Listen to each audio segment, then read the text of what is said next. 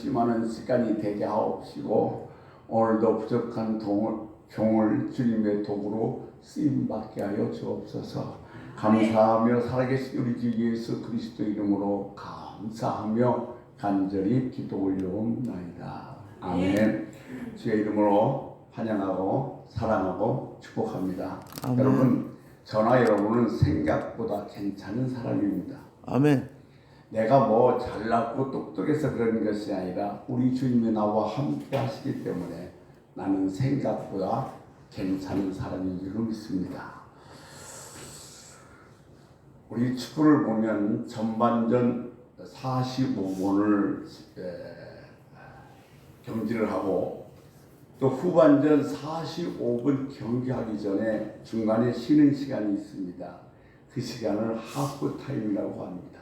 그런데 그 시간은 참 중요한 시간이에요. 왜냐하면 전반전은 무엇을 잘못했으며 어떻게 실수했으며 무엇을 잘했으며를 잘 분석해서 후반전에 작전을 새롭게 세워서 승리할 수 있는 어떤 그런 계기가 되기 때문에 전반전이 끝나고 후반전에 들어가기 전에 쉬는 이 시간 하프타임이 참 중요합니다.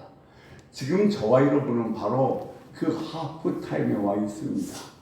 금년 6개월을 끝내고 이제 후반전 6개월이 들어가기 전에 내가 전반전을 어떻게 살아왔으며 무엇이 부족했으며 어떤 실수가 많았으며 그것을 어떻게 고쳐서 후반전에는 승된 삶을 살 수 있을까, 그것을 생각하는 시간이기 때문에 매우 중요한 시간이라고 생각이 됩니다. 그래서 저는 오늘 이렇게 전반전을 끝내고 후반전을 시작하는 저와 여러분에게 그래, 후반전은 좀 더 잘 시작하고 좀 낮게 어떤 신앙생활을 해보자는 그런 의미에서 후반전은 감사함으로 시작합시다. 감사함으로 후반전을 시작하자. 이런 제목으로 같이 은혜를 나누려고 합니다. 세계 2차 대전 때에 델마 톰스라는 부인이 자기 남편을 따라서 캘리포니아 오하마 사막에 있는 훈련소로 이사 오게 되었습니다. 근데 날씨는 섭씨 44도를 오르내리는 무더운 날씨고 이 모래바람이 불으면 음식물에 모래가 들어가서 모래를 씹은 적이 한두 번이 아닙니다. 그러면 남편이 출근하고 나면 덜렁 통나무집에 혼자 있어야 되니 집에 있는 다 인디안들과 또 그러면 멕시코 사람들이라 말도 통하지 않고 참 답답하고 힘들었습니다. 그래서 그 답답하고 힘든 심정을 자기 아버지께 편지를 썼습니다. 너무 힘들다, 날씨는 덥다, 모래를 너무 자주 씹는다, 차라리 감옥이 낫다, 이렇게 편지를 썼습니다. 근데 자기 친정 아버지한테 편지가 왔는데 편지는 딱 2줄 뿐이었습니다. 이렇게 기록되어 있습니다. 감옥 창문살 사이로 두 사람이 밖을 내다보는데 한 사람은 진흙탕물을 바라보고 한 사람은 별을 바라본다. 그 두 구절에 그만 이 델마 톰슨 부인의 인생이 바뀌어버리고 말았습니다. 그는 나의 옆에 있는 낯선 사람들과 사귀기 시작했고 또 자연을 아주 세밀하게 잘 관찰해서 그 빛나는 성벽이라는 그 책도 출간하게 되었습니다. 진흙탕물만 바라보면서 불행 속에 갇혀 있었던 이 델마 톰슨 부인이 별을 바라보니까 소망을 갖고서 베스트셀러의 작가가 되었던 겁니다. 여러분, 진흙탕물을 바라보면서 절망할 것인가?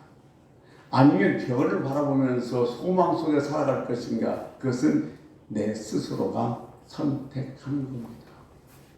오늘 여러분 정말로 우리들이 살아가는 가운데 최상의 자리, 최선의 자리인 이 자리를 선택한 여러분에겐 하나님의 놀라운 은혜와 기쁨과 즐거움과 행복이 금년 후반기에도 충만하기를 주의 이름으로 축원합니다. 아멘.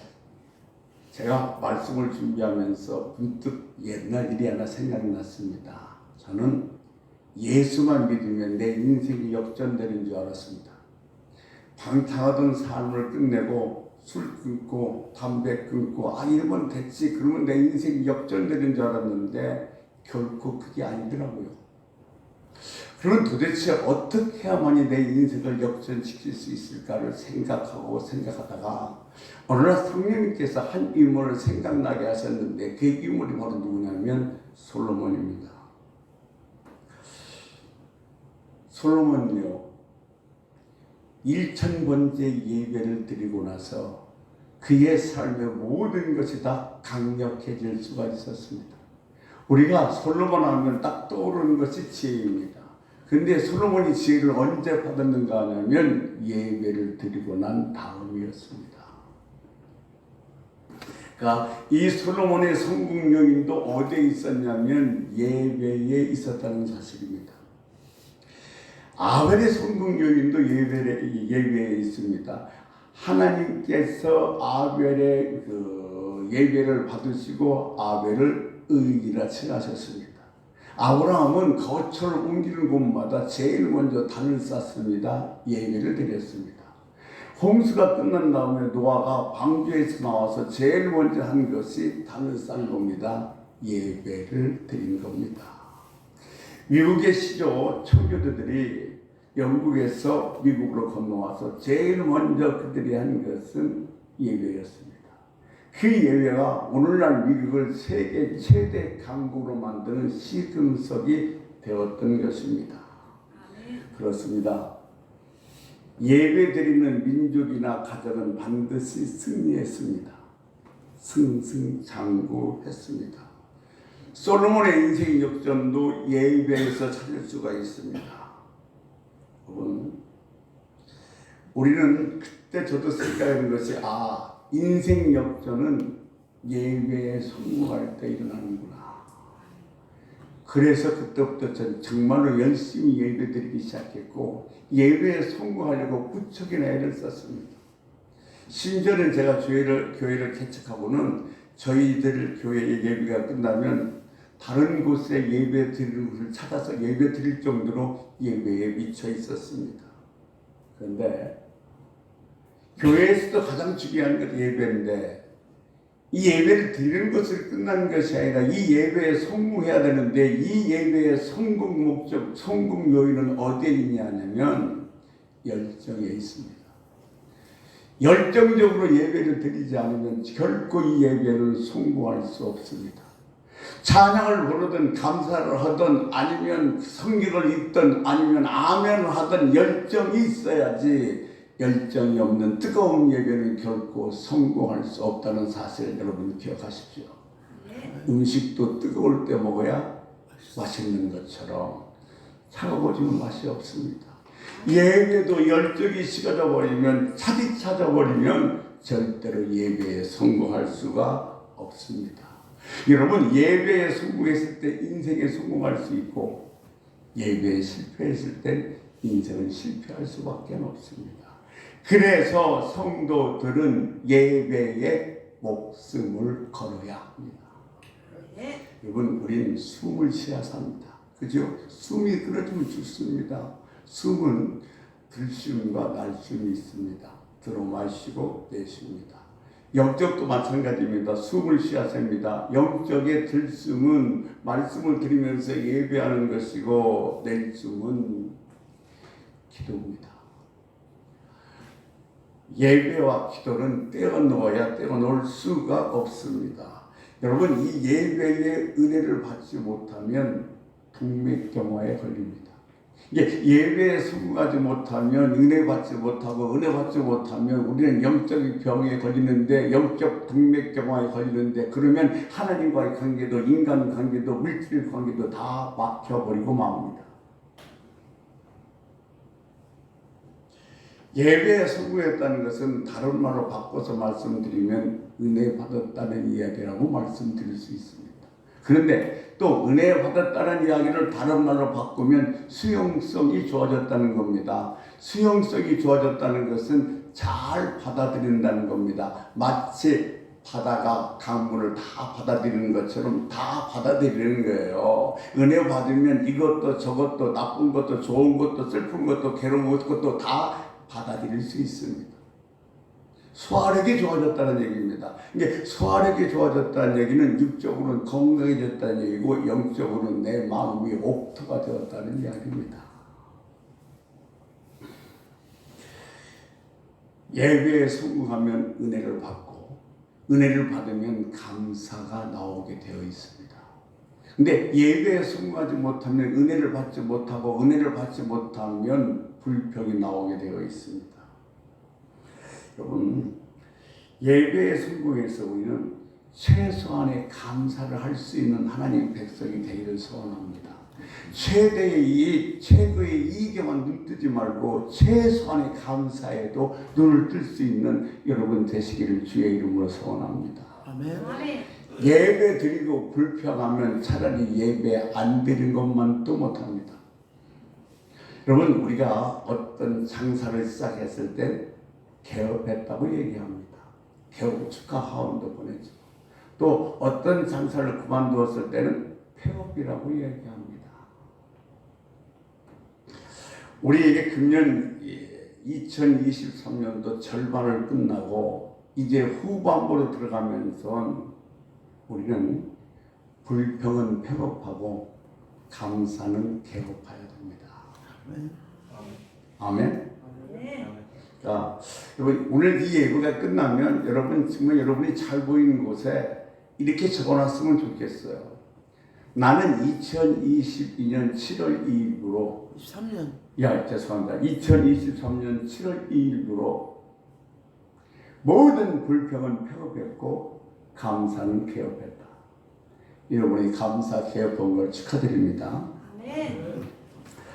결국 인생은요, 감사하며 살 것인가 아니면 불평하며 살 것인가로 결정됩니다. 감사하며 살면 내가 정말로 행복해지고 풍요로워지지만 불평하며 살면 내가 얼굴도 어둡고 피곤하고 지치고 불행하게 되어 있습니다. 그러니까 내가 감사하며 살 것인가 불행하며 살 것인가 그것은 내 스스로의 선택인데 그 선택은 내가 자유롭게 하지만 그 결과는 천지차이라는 겁니다. 제가요 송탄에서 산 적이 있습니다. 송탄에는 미 공군 사령부가 있어서 미군들이 상당히 많이 있습니다. 군인 가족들도 많이 와 있고요. 제가 그곳에서 이 미군 클럽에서 일하는 아가씨들을 전도하는 옥합 송교회라는 데서 일을 했어서 그 미군들을 상당히 많이 알고 있었는데, 근데 그 미군들이 서로 만나면 통성명을 하고 제일 먼저 물어보는 말이 있어요. 뭐라고 물어보냐면 You are Christian이라고 물어봐요.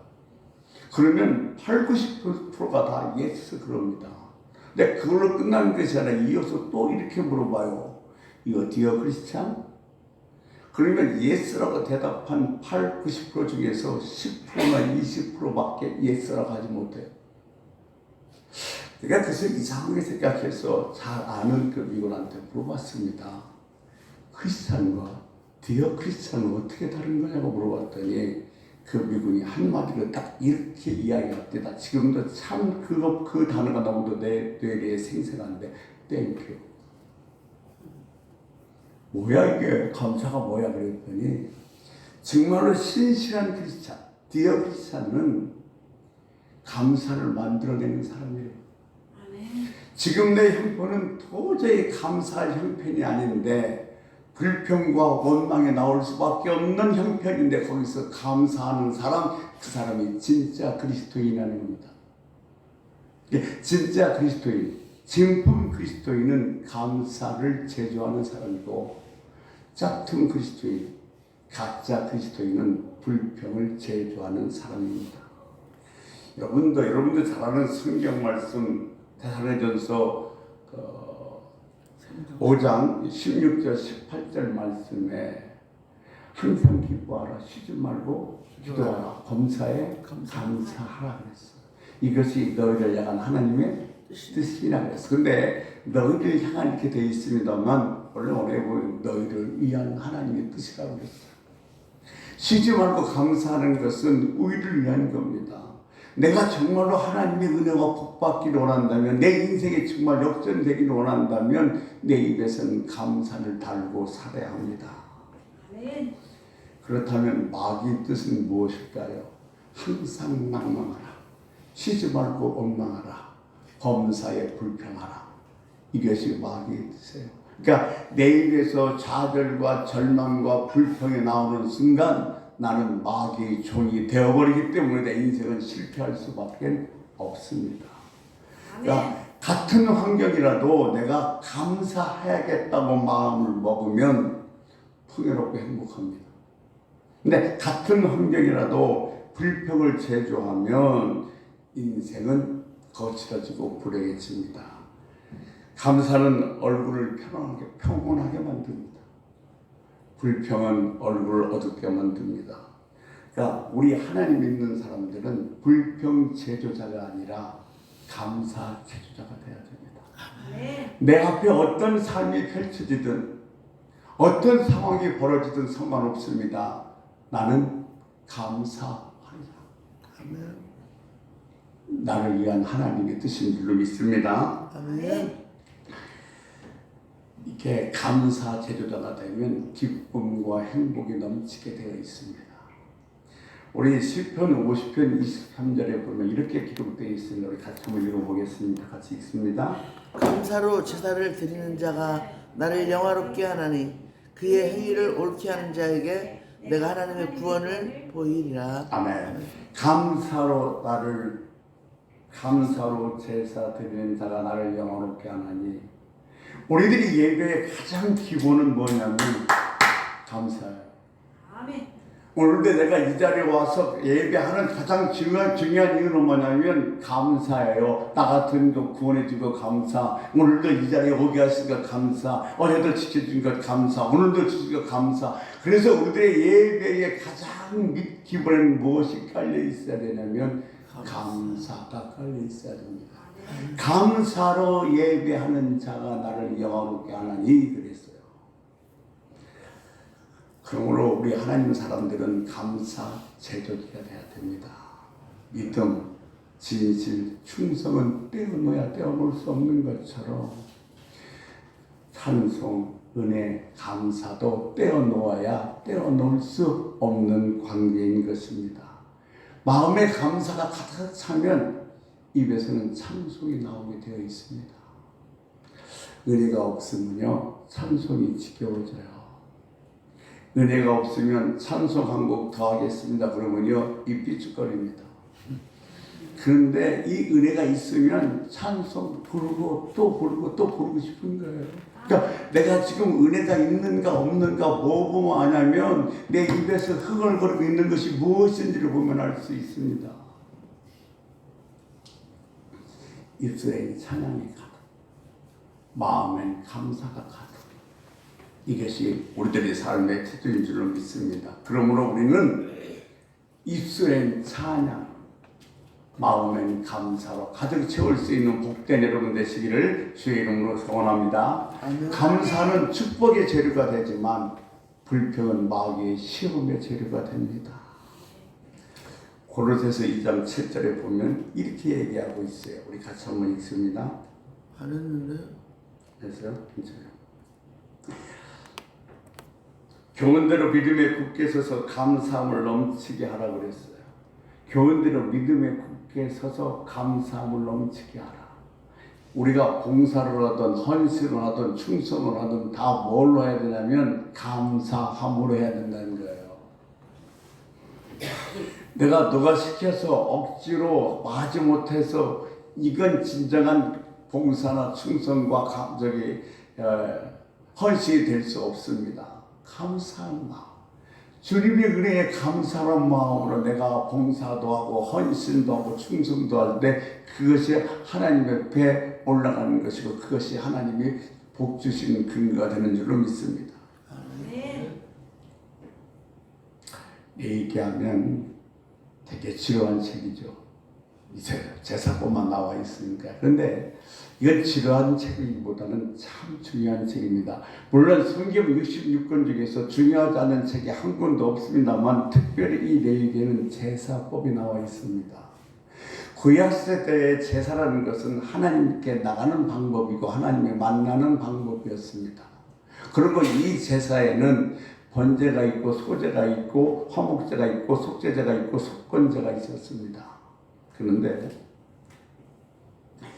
이 화목제는 감사제와 서원제와 낙헌제로 나눕니다.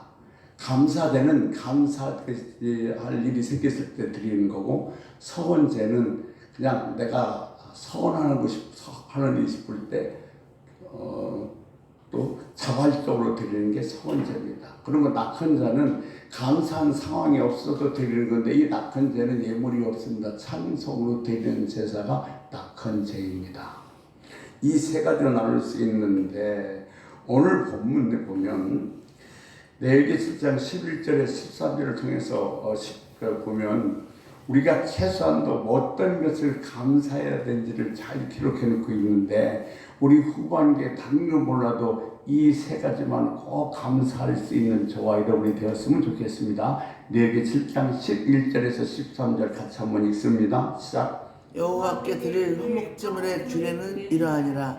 만일 그것을 감사함으로 드리려면 기름 섞은 무교병과 기름 바른 무교 전병과 고운 가루에 기름 섞어 구운 과자를 그 감사제물과 함께 드리고, 또 유교병을 화목제의 감사제물과 함께 그 예물로 드리되. 아멘. 이 감사제물에는 암소 구별이 없습니다. 우리 번제나 아니면 속죄 드릴 때는 3년 된 암소, 3년 된 수염소 이렇게 암소 구별이 있는데, 이 감사제물에는 암소 구별이 없습니다. 이것은 하나님과 교제하는 데 있어서는 신분이나 남녀의 차별이 있을 수는 없다는 겁니다. 그러니까 하나님의 구원은 신분이 고와 남녀의 어떤 것이 문제가 되지 않습니다. 하나님의 구원은 무조건인 줄로 믿습니다. 차별이 없는 하나님의 구원입니다. 감사제물에는 이 희생제물과 소제물을 드렸는데, 소제물은 유교병을 드렸습니다. 유교병은 누룩을 넣어서 둥글 넓적하게 구운 떡입니다.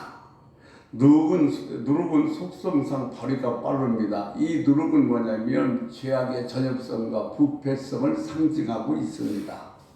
그런데 감사제는 유교병과 무교병을 드렸습니다. 이것은 구원의 은혜에 감사라는 뜻이 포함되어 있습니다. 떡은 구원을 상징하고 있습니다. 우리는 하나님을 생각했을 때 창조주 하나님, 구원의 주의 하나님을 생각합니다. 그런데 우리는 우리를 복주신 하나님만 생각할 것이 아니라 우리를 구원하신 하나님을 절대로 잊어서는 안 되는 것입니다. 여러분, 감사는 또 다른 말로 공짜로 얻은 이익입니다. 노력하지 않고 내가 갖고 있는 기회가 증가했다는 것을 스스로 고백하는 것이 감사합니다. 이것을 신학적으로는 뭐라고 얘기하느냐? 은혜라고 이야기합니다. 그러니까 하나님의 은혜를 느끼면 우리 마음속에서는 감사한 마음은 저절로 우러나게 되어 있습니다. 은혜는 공짜로 주어집니다. 구원의 은혜는 공짜입니다. 그런데 우리가 공짜로 구원받았다고 해서 그 구원의 대가가 없는 건 아닙니다. 그 구원은 대가를 지불할 수 없을 만큼 엄청나게 크기에 우리 주님이 대신 지불한 겁니다. 그것이 십자가의 사건입니다. 이것을 전하는 것이 복음이고, 이것을 전하는 사람의 사도고, 이것을 깨닫게 해주는 것이 성령님이신 것입니다. 여러분도 잘 아시는 한센병 환자, 문둥병 환자를 돌봤던 손양원 목사님이라고 잘 알고 계실 것입니다. 그분이 공산당원한테 자기 아들을 잃었습니다. 자기 아들이 죽은 다음에 그 목사님이 하나님께 감사 예물을 드렸습니다. 그런데 감사 예물을 드리는 것이 지금도 여수 송양원 목사의 기념관 애원에 가면 전시되어 있는데, 그 감사 봉투의 금액이 얼마로 적혀 있냐면 1만 원이라고 적혀 있습니다. 그 당시 손양원 목사님의 한 달 사례비는 80원이었습니다. 10년치 봉급입니다. 자기 아들을 잃고 10년치 봉급을 감사함을 드렸습니다. 그리고 뒤에 감사 내용은 뭐라고 쓰여 있냐면 이렇게 쓰여 있습니다. 내 아들을 미국으로 유학 보내려고 했는데 미국보다 더 좋은 천국 보내주시니 감사합니다. 그리고 그분의 유품 중에서는 설교집이 하나 있습니다. 그 설교집에는 설교 15편이 들어있는데 그 15편 중에서 8편이 감사 설교입니다. 여러분, 한센병 환자예요. 코가 지물러가고요. 손가락이 썩어서 잘라져 나가고요. 온몸에서 썩어서 구름 냄새가 나는 이 한센병 환자한테 소연한 목사가 뭐라고 말씀하셨냐면 감사하라고 그랬어요. 그 한센병 환자들에게 감사를 했다면 저와 여러분은 말할 필요도 없지요. 우리는 그래서 감사 빼놓고는 할 말이 없는 사람이에요. 사실 되돌아보면.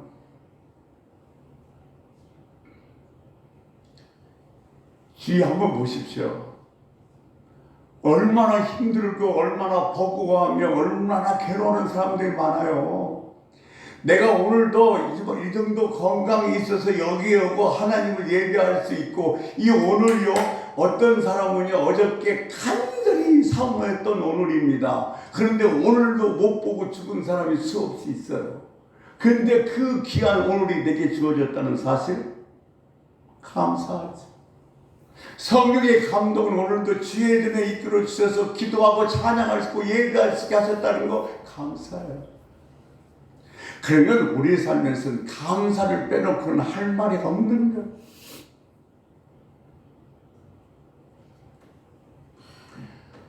구원하신 하나님, 나 같은 거 구원하신 하나님 감사하는 마음으로 우리 24년도 후반기를 감사한 마음으로 합시다. 두 번째는 교통하시는 하나님이십니다. 레위기 7장 14절 말씀입니다. 같이 읽습니다. 그 전체 예물 중에서 하나씩 여호와께 거제로 드리고 그것을 화목제를 뿌린 제사장들에게로 돌릴지니라. 제물을 나누어 먹었습니다. 이것은 하나님과 교제를 상징하고 있습니다. 이렇게 구약에서는 하나님과 만나는 길을 열어놨고 신약에서는 십자가로 하늘문을 열었습니다. 사실 우리가 하나님을 아버지라 부를 수 있는 것이 하나님과 교통할 수 있는 것이 교제할 수 있는 것이 얼마나 귀한 일이고 놀라운 축복인지 모릅니다. 우리가요 성도들이 교제도 마찬가지예요. 우리가 사도시경에서 뭐라고 고백하고 있냐면 성도가 교통하는 것과 그랬어요. 이 교제하는 것도요 신앙의 아주 기초에 아주 중요한 요소가 하나이거든요. 근데 우리는 교제 별로 대수롭게 생각해요. 내가 부르고 하나님은 나에게 응답하시고 나를 아시고 나를 보시고 내 신음소리를 다 들으시고 응답하신 하나님, 나와 교통하신 하나님, 나와 교제하신 하나님, 그 하나님에 대해서 우리가 어찌 감사하지 않고 살 수 있겠습니까? 하나님이 저와 여러분을 보고 계십니다. 아멘. 알고 계십니다. 듣고 계십니다. 그러니까 내가 하나님과 교통할 수 있다는 것, 이것 때문에 우리는 하나님께 감사한 마음을 갖고 살아야 될 줄로 믿습니다. 세 번째, 레위기 7장 15절입니다. 같이 읽습니다. 감사함으로 드리는 화목제물의 고기는 드리는 그날에 먹을 것이요 조금이라도 이튿날 아침까지 두지 말 것이니라. 아멘. 아멘. 이 말씀은 한마디로 정리하면 일용할 양식을 주시는 하나님께 감사합니다. 당일에 먹어야 합니다. 음식을 남기지 말고 당일에 먹어야 돼요. 그러면 내가 음식을 다 당일에 먹을 수 없으면 그 음식 어떻게 해야 돼요? 나누어줘야 됩니다. 그래서 신학자들은 이것을 어떤 의미로 해석했냐면 자기 생존을 위해서 음식을 저장하는 자기 중심적 인간의 본성을 금해야 된다는 겁니다. 사실 우리에게 매일매일 필요할 만큼 양식을 주신다면 아침에 나가서 이스라엘 백성들이 광야에서 오늘 먹을 만큼 만나를 거두온 것처럼 오늘 필요한 만큼 하나님이 다 해주신다면 쌓아놓을 필요 있어요? 없어요. 그러니까 이건 참 귀한 거예요. 일반 양식을 주신 하나님께 감사. 감사는 우리 미래를 밝게 해줍니다. 감사는 우리 특별한 우리에게 은혜를 주어집니다. 감사는 모든 문제에 해결할 문제 마스터 키입니다. 우리는 감사의 제조자가 되어야 됩니다. 그래서 이제 2023년 7월달 후반전이 시작됐습니다. 그래, 나는 이제 금년 후반전에는 감사만 하며 살리라. 내 입에서는 절대로 불평을 말하지 않고 오직 감사만 하면서 살겠다. 그렇게 결단하면서 금년 후반기를 여시는 복된 여러분 되시기를 주의 이름으로 축원합니다. 나는 불평을 폐업했고 감사는 개업했다. 아멘. 아멘. 나를 원하신 주 감사. 날 구원하신 주 감사 모든 것 주신 감사 지난 추억 인해 감사 주의 곁에 계시네 향기로운 봄철의 감사 외로운 가을날 감사 사라진 눈물도 감사 나의 영혼 평안해 응답하신 기도 감사 거절하신 것 감사 해처럼 높으신 감사 모든 것 채우시네 아픔과 기쁨도 감사 절망 중에도 감사 승량 못할 은혜 감사 그 신사 감사해 우리 주의 한번 부르고 통성으로 기도합시다. 나는 2014년 후반기는 불평을 피하고 감사하며 살겠다고 우리 주의 한번 부르고 통성으로 기도하다가 자연스럽게 마무리하시겠습니다. 주의 한번 부르시겠습니다. 주여! 아버지 하나님이여, 진짜 예수 믿는 사람은 하나님 사람은 감사하는 사람 그랬습니다. 이제 내가 9년도 상반기 살면서 좋은 내 마음대로 안 된다고 내 뜻대로 안 된다고 내 생각대로 안 된다고 얼마나 불평하고 원망하며 살았는지 모릅니다. 나는 오늘부로 불평을 폐업했습니다. 절대로 내 입에서는 불평은 나오지 않게 하겠습니다. 이제 나는 오늘부로